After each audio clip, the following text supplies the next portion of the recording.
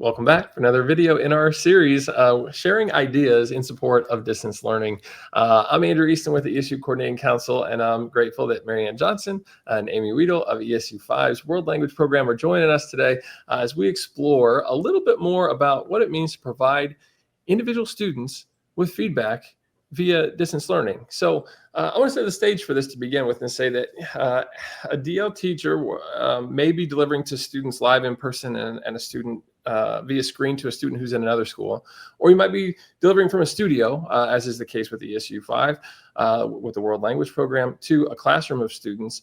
And you can imagine that if there are, let's say, 25 students in this classroom that you're delivering to, and you're mic'd up and there's speakers on the other side in some fashion, the students are listening in, and a student might have an individual question that they would like to ask of you. And if you're an in-person teacher, you would go over to the student's desk, kneel down, listen to their question, and be able to have sort of that aside, that one-on-one in support of the student, where those questions still exist in this format. But how does that happen, right? How are you able to give feedback to students individually and ideally in real time in some aspects when there is kind of everybody's attention is on the screen?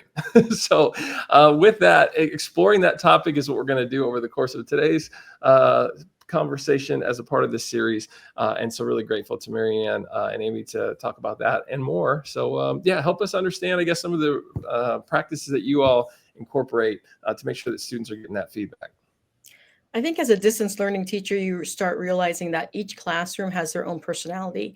And then within that classroom personality, there are multiple personalities. But I think as you learn get to know your students a little bit better, you know which ones you can speak to out loud in class, and they're more than willing to share and talk and read and, anything in front of everybody. But then you also know that there are those students that, no, they don't want that. They don't want any kind of feedback out loud. You really need to find different strategies and ways of speaking to them. So we have learned that within our own learning management system, when we use Canvas, that we can send messages directly through that on an email and let them know some things, especially on assignments too. I know Amy and I like to go through assignments, and we give comments on each assignment or a lot of assignments. Just let them know, hey, take a look at this, consider this, watch your verb conjugations, or whatever it is that we happen to be practicing on that lesson. But there are different ways of communicating to those individuals who don't like that in front of the classroom stage. So like MaryAnn said, I think just the different ways of communicating, whether you can also use your proctor. So if you notice maybe a student that is shyer, or the one that that doesn't want to be called out, it has their head down, maybe you can send a message to your proctor quickly, whether it be through text, whether it be through email, whether it be through Google messaging, instant messaging. You can send your proctor, hey, will you go check on so-and-so to see, have them raise their head or see what's going on. Or maybe that's also when you do a switch of activities where something has to become interactive, so that student has no choice but to kind of pop up and start interacting. So I think using your proctor who's physically in the classroom can really help with that, you being away, for those students who do not like to be called out or like to be the center of attention, I think is also a super important way of going about it. I think also just the constant reiteration to your students, if you don't want to talk to me in front of everybody, send me an email. I do have a couple students who, not really in real time, they don't send it right at the moment, but they do send them maybe that night, we were in class, is there any way that we can please go over this again? Or I didn't understand this. So either I will send something back to help them understand it, or the next day I will never call out who asked for it, but I will just say, hey, let's review this. I think some of us maybe were unsure of this, so let's review this topic. So I think going back to our building relationships, I think once they feel more comfortable with you, then those students who are more shy are going to use their forms of communication through email to get back to us, to tell us, ask their questions. One thing about email too, we're working with freshmen through seniors in high school. Some of them are not used to using email, but we do need to remind them as a student within a distance learning environment, email is a really important communication practice within the classroom. So sometimes we've also done a quick little lesson of how to email your teacher. So those little lessons are pretty important for them to understand, hey, if I need to ask my teacher something or have them check a grade, it's important to use email to communicate directly with my teacher. And all that seems like great practice too for, as we've talked about throughout this series, post-secondary and workplace and getting into the routines of being engaging in a digital environment there. So really great ideas as you went through that. And how then do you facilitate some of that? You mentioned email. I know in previous video in this series, we've talked a little bit about leveraging your LMS for those things. And so, yeah, maybe some more details on that. So like for personal feedback on assessments or on assignments, or we go in and we might use the annotation tool within Canvas. And that's where we can write right onto their assignments and we can send it right back to them if they have questions. Another thing is obviously your Google Docs or your Google Slides that you can get on and you can give feedback right on those. I have also found that if something is worth a lot of points, or if it's a big assignment, I have my proctor scan the papers to me and I will physically write on their papers and then scan back to the proctor and the proctor will print it out. Now that doesn't happen all the time, but I feel like that if there's something that is super important, that those steps are necessary for that student to get the feedback, then I do find that's probably the best way that they'll actually read through things. Also on Canvas, you can make comments. So as I give a grade, I can comment like number 6, check this out, or number 8, this is what you missed. But I would say that living in the day and age that we're in, students will just see a grade and either they're happy with it or they're not happy with it. And so if they're not happy with it, I have a student that comes to the front that says, Senora Wiedel, you gave me a 6 out of 10. Why did you do that? And so it's just reminding them to go to your Canvas comments, check that out. So I know that like when we talked as DL teachers, some people use the motto, ask 3 before asking me strategy, where they can ask their classmates or, ask for help within the classroom also, because I do find, sometimes you think students are cheating when they're going like to their partner, but I have become more like calm about that in the DL classroom, because I do have students that one's willing to raise his hand on everything, whereas the other one might turn to that student and say, hey, how do we do this? So usually if a question is needed, it gets asked, maybe not by the person who has it, but by maybe a student who is louder and willing to do it.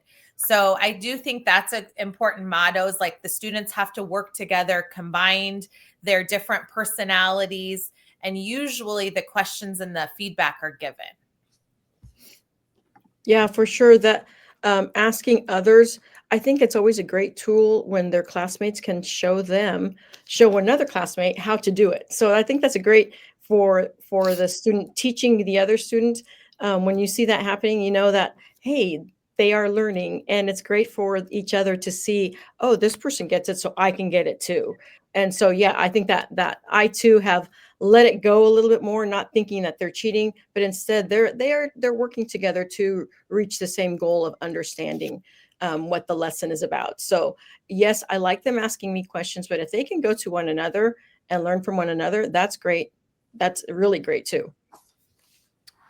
Just adds to my perception, at least, of how valuable it is for students. And I'm not saying predominantly that every class period needs to be DL, but that it asks something slightly different of them that can prepare them, as we've said routinely, for other future learning opportunities. And it's things like this, like the agency piece, that you need to, be accountable to reaching out or leaning in to asking a peer to help you in support. And the feedback piece that strikes me too is so critical, not just from what the student is able to get out of that, but, I think MaryAnn, you alluded to it a moment ago too, that in terms of instruction is often largely driven based upon where you see students are at with their work, but also the questions that they have and being responsive to those. And how does it shape, what you choose to address whenever someone has a really great question that you feel like it might benefit others to learn from. So making those avenues available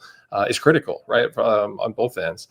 So with that, is there anything as we kind of bring this particular video to a close that we'd like to highlight for folks that are looking to enhance their work with teaching via distance learning with regards to that individual student feedback? Another great way to ask your proctor to help you out in some ways is using that time before or after class. Send a quick message to your proctor. Hey, I really would like to have a conversation with Jane. Can you please have her stay after class today so we can have a conversation about this assignment, or ask her if she needs additional questions or help on completing an assignment that might be late or missing. So that is a great space to send a message to your proctor. Hey, let's have a quick conversation. That way they can monitor the door and I can have that one-on-one quick conversation with the student.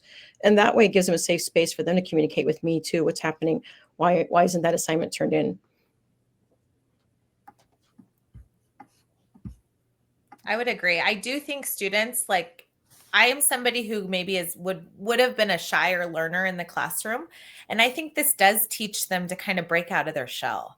I think when they see other students interact with us and we're not going to bite their heads off or get after them for asking questions, and it helps build the relationship. I think more and more students are willing to just raise their hand and ask.